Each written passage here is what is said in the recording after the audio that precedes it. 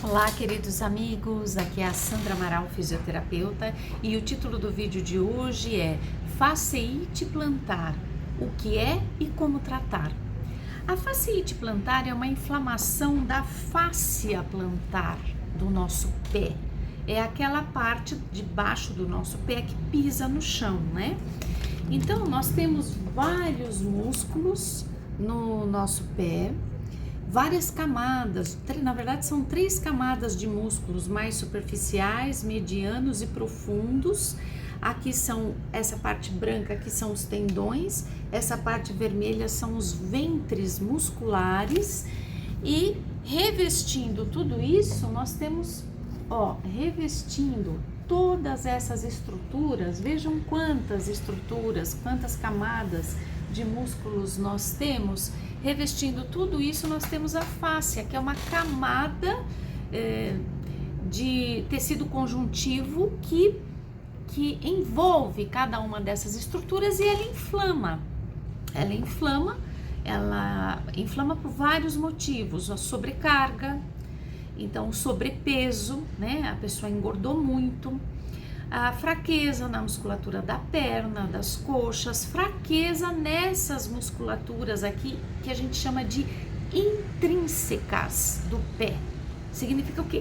Que é uma musculatura muito profunda do pé e que muitas vezes, principalmente com o passar dos anos, com o chegar da idade mais avançada, eu observo esse fenômeno. As pessoas param de usar os artelhos para promover a propulsão do pé, né? Então a gente pisa e os artelhos dariam a propulsão do nosso pé para frente e as pessoas param de usar os artelhos. Às vezes estão paradas conversando aqui no consultório e eu olho para o pé e observo até que os dedos estão levantados, os artelhos, os dedos dos pés estão levantados. Aqui está o chão, elas levantam por falta de uso, para de usar esse mecanismo de garra, de equilíbrio, esse mecanismo de estabilização, e aí essa musculatura vai ficando fraca e a fraqueza e o encurtamento muscular são causas também da fasciite plantar,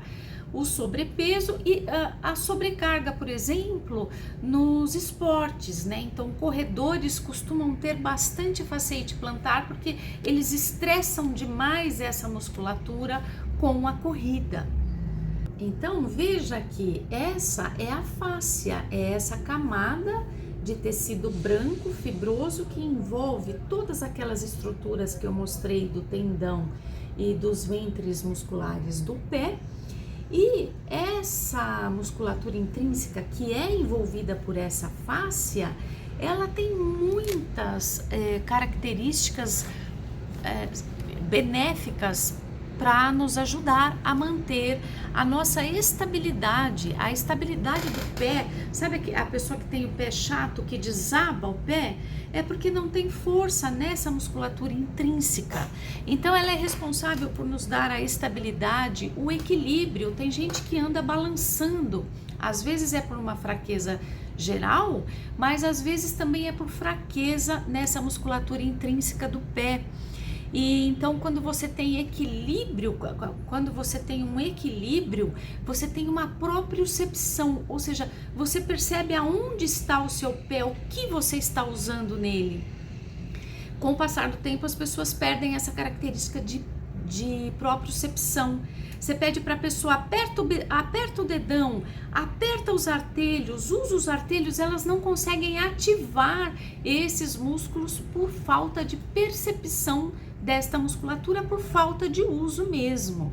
Às vezes anda arrastando o pé, às vezes anda só colocando o pé sem usar a fase de propulsão da marcha. Eu vou mostrar aqui para vocês o que seria isso.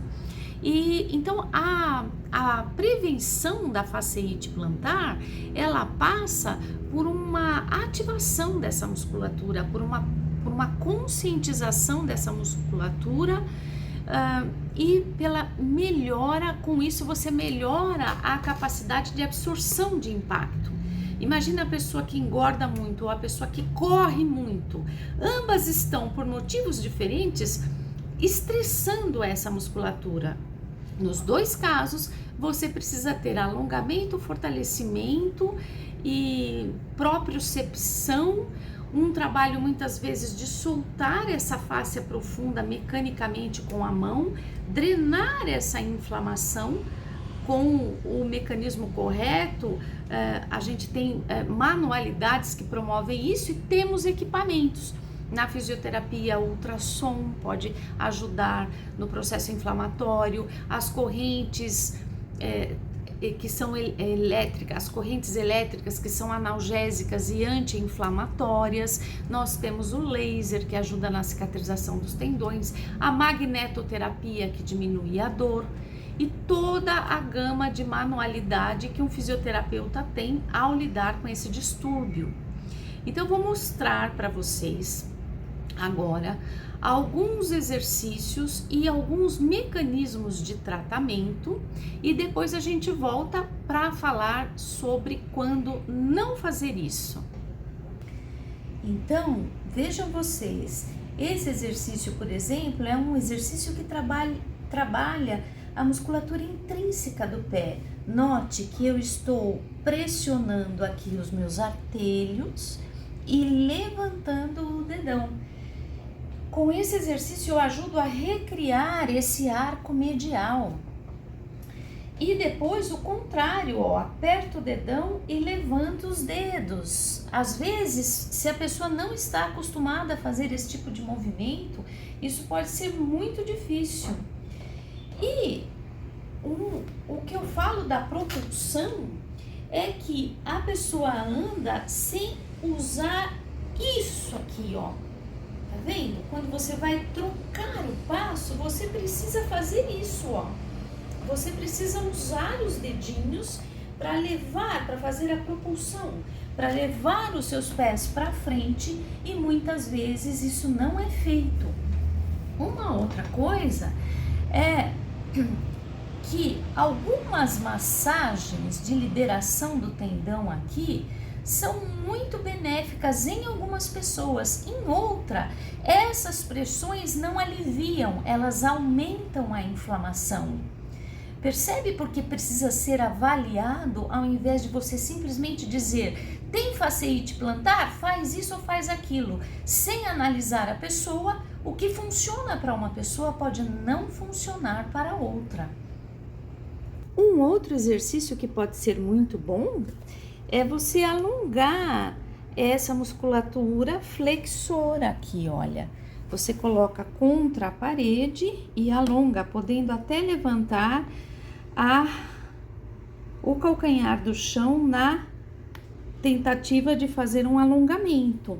Só que vale a recomendação aqui que esses alongamentos, essas manobras, esses exercícios, para algumas pessoas vai funcionar muito bem e para outras pode agravar os sintomas. Sabe por quê?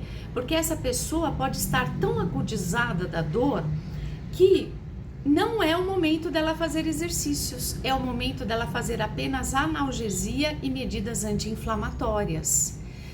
Então, sair por aí falando: eu vi esse exercício, eu vou fazer aquele outro exercício, você pode ouvir milhares de depoimentos das pessoas dizendo: para mim foi ótimo, outro dizendo: para mim foi péssimo. Por quê? Porque cada um estava numa fase da doença diferente, um estava cronificado, o outro estava subagudo, o outro estava agudo, e cada um, portanto, precisava de uma atuação, de uma ferramenta diferente no estágio da doença em que ele se encontrava. É por isso que eu não gosto muito de dar exercícios, ou quando eu dou exercícios aqui pelo canal, eu costumo explicar muito bem isso, porque depois a pessoa fala: eu fiz o que você mandou e eu piorei. Não, eu não mandei nada, é uma sugestão de tratamento que pode funcionar a depender do estágio da doença que você esteja e pode não funcionar a depender do estágio da doença que você esteja. Aí a pessoa pode perguntar: mas então, o que eu faço? Vá a um fisioterapeuta. É por isso que existe fisioterapeuta, porque é o profissional que vai avaliar a fase da doença em que você se encontra e elaborar um programa, um protocolo de atendimento específico, adequado e eficaz. para o seu caso.